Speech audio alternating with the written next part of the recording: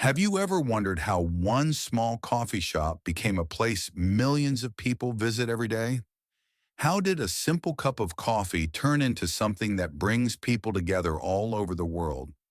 This is not just a story about coffee.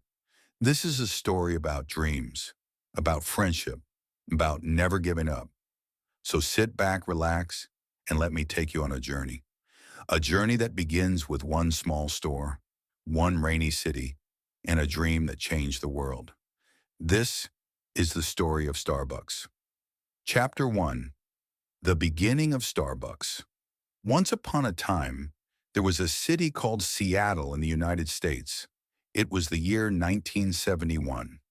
The streets were cold, and the rain often fell from the sky like little whispers.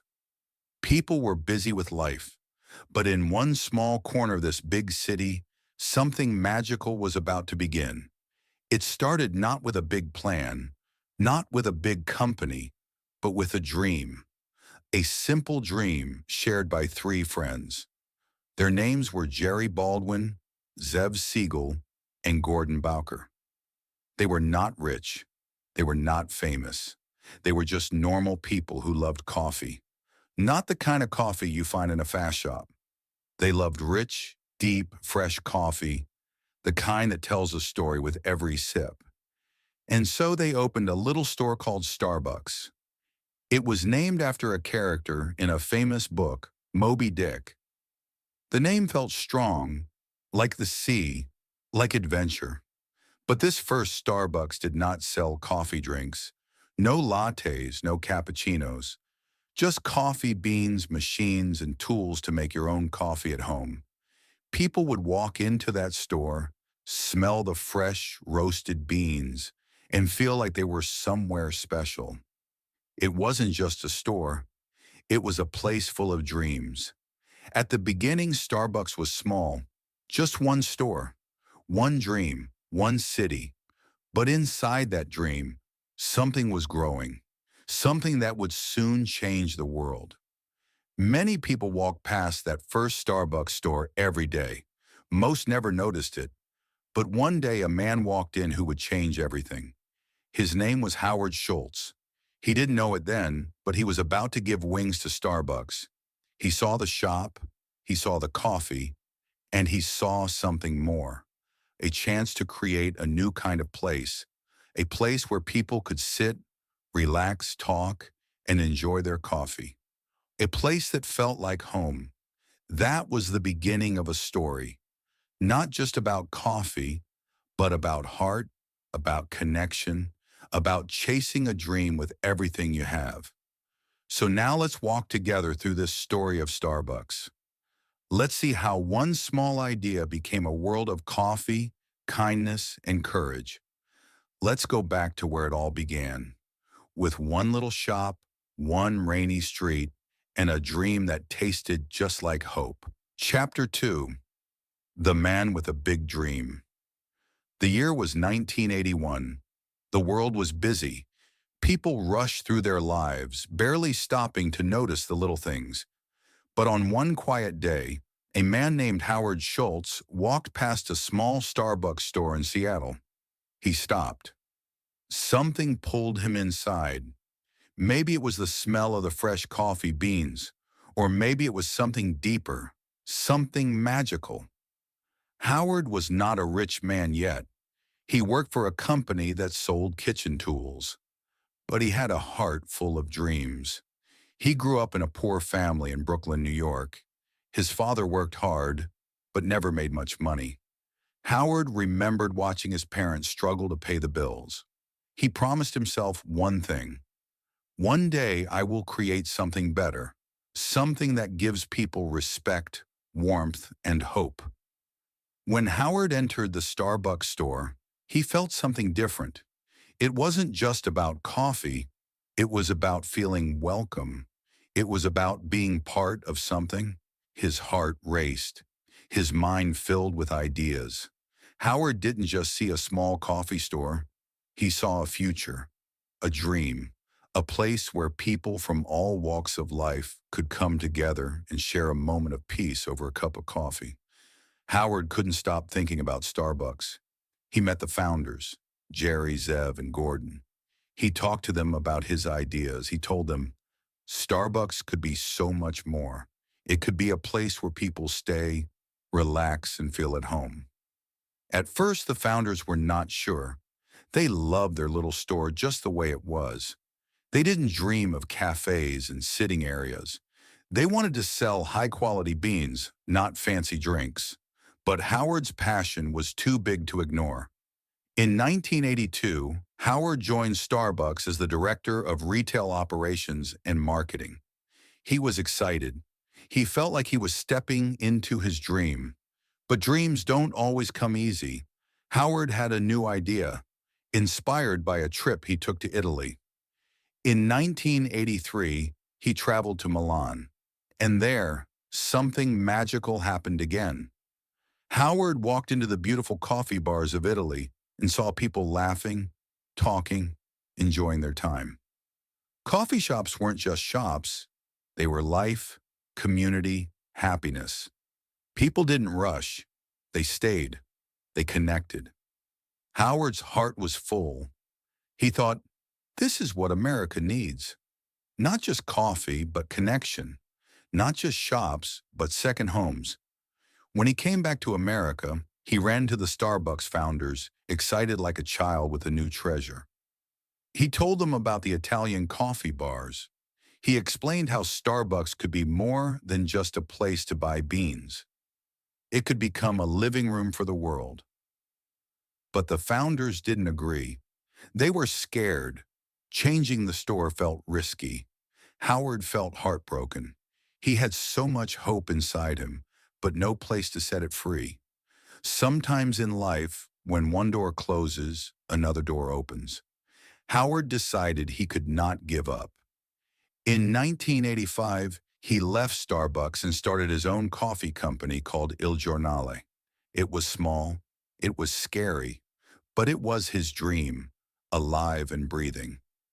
Howard built Il Giornale into a tiny success. And then something unbelievable happened. In 1987, the Starbucks founders decided to sell Starbucks. Howard knew this was his moment. He gathered every bit of courage he had. He borrowed money. He asked for help. He fought with all his heart. And finally, he bought Starbucks. That year, Howard Schultz became the owner of Starbucks. He was no longer a boy from a poor family. He was now the leader of a dream that was about to fly higher than even he had imagined. Howard stood in front of the Starbucks store and smiled. It was raining again in Seattle. But this time, the rain didn't feel cold. It felt like a blessing. This was just the beginning.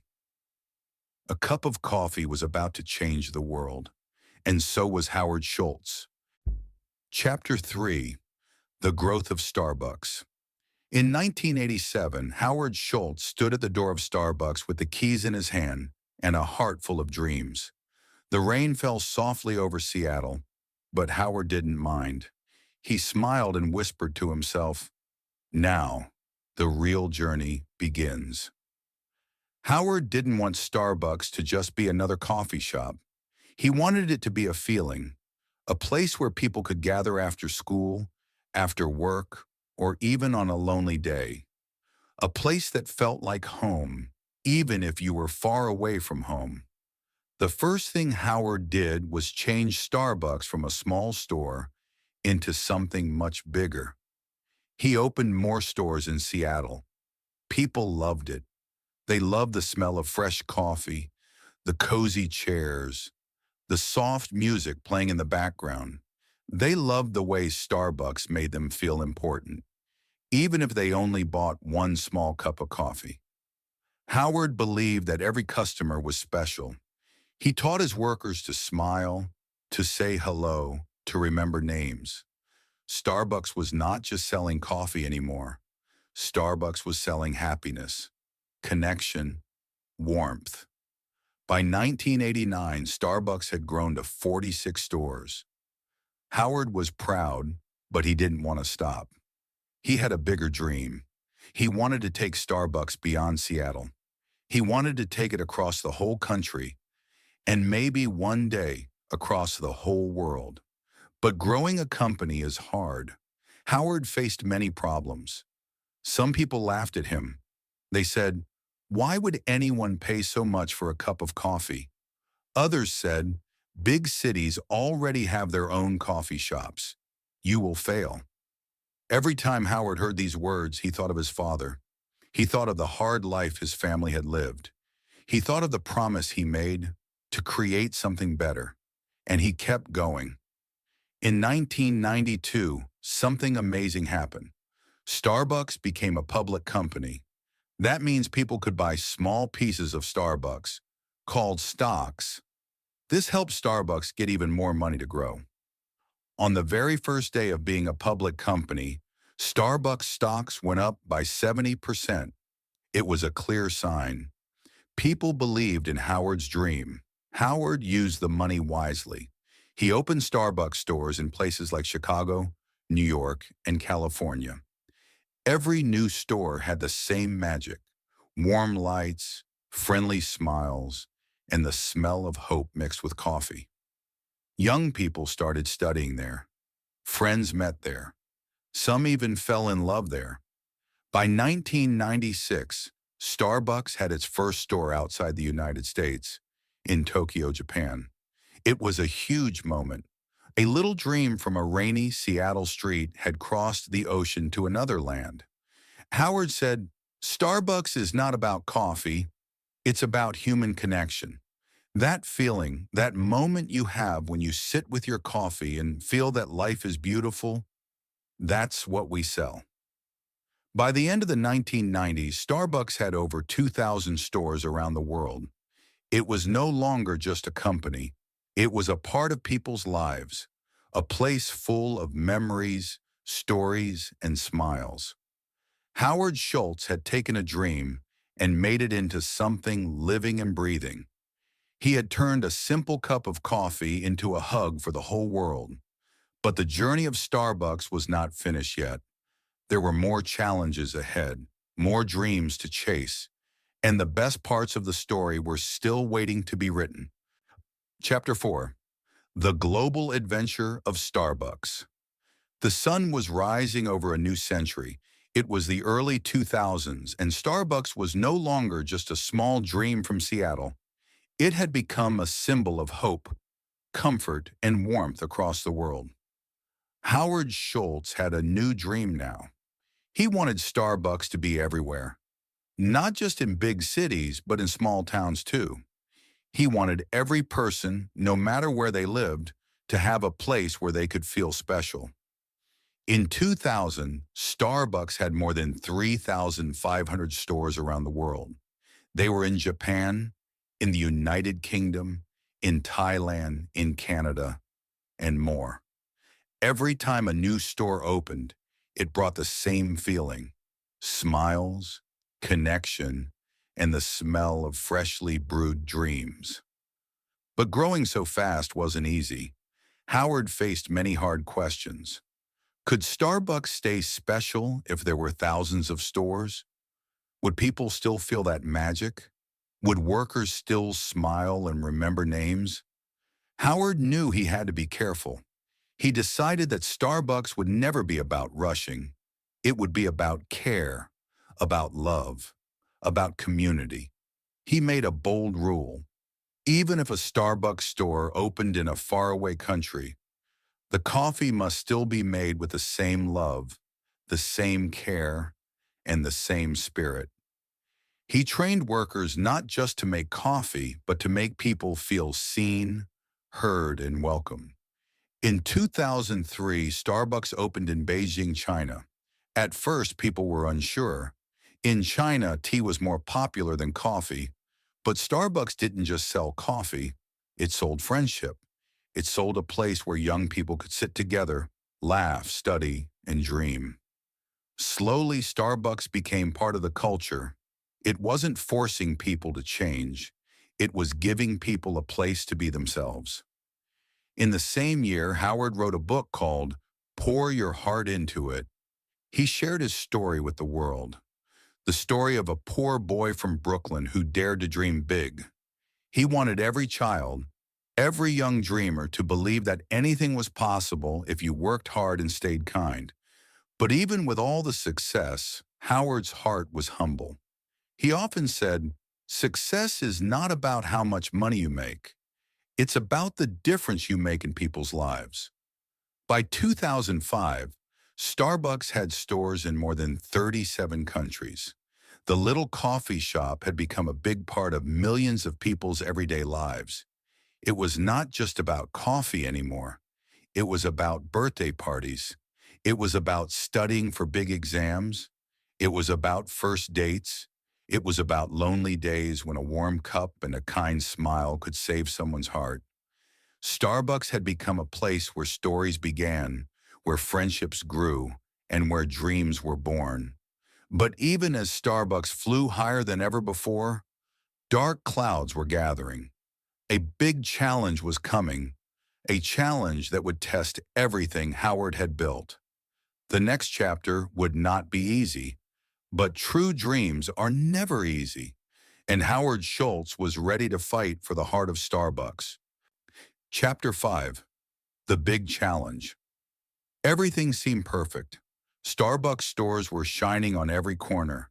People smiled when they saw the green siren logo. Howard Schultz had built a dream that touched the world. But even the strongest dreams can face storms. In 2008, something bad happened. The world faced a terrible time called the global financial crisis. People were losing their jobs. Families were scared about money. They stopped spending money on little treats, like a fancy cup of coffee. Starbucks started to hurt. Stores that were once full of laughter were now half empty. Profits fell. Some stores had to close. People began to whisper, "Is Starbucks over? Will Starbucks disappear?" Howard watched everything with a heavy heart. He had stepped away from being CEO a few years earlier to work on other dreams. But now, seeing his beloved Starbucks in trouble, he knew what he had to do. In January 2008, Howard Schultz came back as the CEO of Starbucks. He said, "I will not let this dream die. I will fight for it with everything I have." The first thing Howard did was simple, but powerful. He closed every Starbucks store in America for a few hours. He told every worker, every barista, "Let's go back to the beginning. Let's remember why we are here." They practiced making coffee again. They learned to care again. They remembered that a cup of coffee was not just a drink. It was a gift of love and comfort. Howard also made tough choices. He closed stores that were not doing well. He changed how Starbucks bought coffee beans to make sure they stayed the best. He worked day and night, traveling, listening, and learning. Slowly, Starbucks began to heal. Customers noticed the difference. The smiles came back. The warm feeling returned. And people once again found home inside a Starbucks cup. Howard also led Starbucks into the future. In 2009, Starbucks launched something new: free Wi-Fi in their stores. Now people could sit for hours, work, dream, and stay connected. Starbucks wasn't just surviving, it was growing stronger, smarter, and kinder. Howard often told his team, "It's not about how you fall, it's about how you rise." By 2010, Starbucks had not only survived, it had become even greater. It had more stores, more smiles, and more hope than ever before. Howard had saved his dream, but he knew it wasn't just his dream anymore. It belonged to every person who had ever walked into a Starbucks and felt like they mattered. The story of Starbucks had been tested by fire, and it had come out shining even brighter. Chapter 6. Starbucks Spreads Kindness. After the hard times of 2008, Starbucks was stronger than ever. But Howard Schultz knew that success wasn't just about selling more coffee or opening more stores. He believed that true success meant making the world a better place. He wanted Starbucks to have a heart, a big heart that cared for people, farmers, and the earth itself. And so, a new chapter began. Howard remembered where coffee came from, small farms far away, where farmers worked long, hard days under the hot sun. Many of them were poor and struggling. Without them, there would be no coffee at all. Howard wanted to help them. Starbucks started working directly with farmers, paying them fair prices so they could live better lives. They also created special programs to teach farmers how to grow better coffee without hurting the land. Starbucks wasn't just buying coffee anymore. They were building friendships across oceans and jungles. In 2015, Starbucks made a big promise. They said they would get 100% of their coffee from ethical and responsible sources. That meant every cup of Starbucks coffee would help someone, a farmer, a family, a village. Customers loved it. They felt proud knowing their favorite drink was doing good in the world. Starbucks also looked at their stores and asked, how can we be kinder to the earth? They started using recycled materials. They saved water. They built greener stores that used less energy. They even created a plan to make Starbucks a planet-positive company, meaning they would give more to the earth than they took. But Starbucks didn't stop there. They believed every person deserved a chance to succeed. They began hiring people who often had trouble finding jobs, like veterans, refugees, and young people with tough lives. They also created the Starbucks College Achievement Plan in 2014, helping their workers pay for college. For many, Starbucks wasn't just a job, it was a door to a better future. Howard once said, "We are not in the coffee business serving people. We are in the people business serving coffee." And that belief touched everything Starbucks did. It made every store feel a little warmer. It made every cup taste a little sweeter. By the late 2000s and 10s, Starbucks had become much more than a place to buy coffee. It was a symbol of kindness, of caring, of hope. It showed that even a big company could have a soul, that even a busy world could slow down for a moment, share a smile, and make a difference. The journey of Starbucks was full of flavor, not just the flavor of coffee, but the rich, beautiful flavor of dreams, struggles, and love. Yet the story was still not finished. Howard and his team had even bigger dreams ahead. They wanted Starbucks to reach even more hearts, in even more places, bringing warmth and light wherever they went. Chapter 7. A Dream That Never Ends Today. Starbucks is more than just a coffee shop. It stands proudly in over 80 countries, with more than 35,000 stores around the world. From tiny villages to giant cities, the green siren logo shines like a friendly lighthouse, calling people in for warmth, friendship, and a moment of peace. Every store carries the same spirit that Howard Schultz dreamed of long ago, a place where anyone, no matter who they are, can feel at home. Even though Howard Schultz stepped down as CEO again in 2017, his heart still beats inside Starbucks. He left the company in the hands of leaders who share his values: kindness, courage, and imagination. In 2022, Howard even returned one more time to help the company through new challenges, showing that a true dreamer never stops caring. Starbucks continues to grow and change with the world. They are working harder to protect the earth, promising to be a company that creates less waste and uses cleaner energy. They are dreaming of better ways to support farmers, help communities, and bring people together, even across great distances. New drinks, new ideas, and new smiles are always brewing behind the counters of Starbucks stores everywhere. But no matter how big Starbucks gets, the true secret will never change. It is not the coffee that makes Starbucks special. It is the people, the workers who greet you with a smile, the friends who laugh together at a table, the strangers who become family over a warm cup. Starbucks is a reminder that in a busy, noisy world, a simple moment of kindness can still change everything. The story of Starbucks is not just about a company. It is about a boy from a poor neighborhood who dared to dream. It is about believing in something bigger than yourself. It is about working hard, falling down, standing up, and never giving up. Starbucks teaches us that no matter where you start, if you dream with your heart and care deeply for others, you can build something beautiful, something that lasts forever.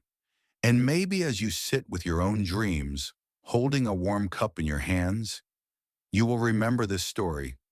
Maybe you will ask yourself, what dream will I build? Because the world is waiting. And the next great story could be yours. If this story inspired you even a little, don't forget to subscribe to our channel for more amazing stories like this. And if you know someone who dreams big too, share this video with them. Together, let's fill the world with hope, one story at a time.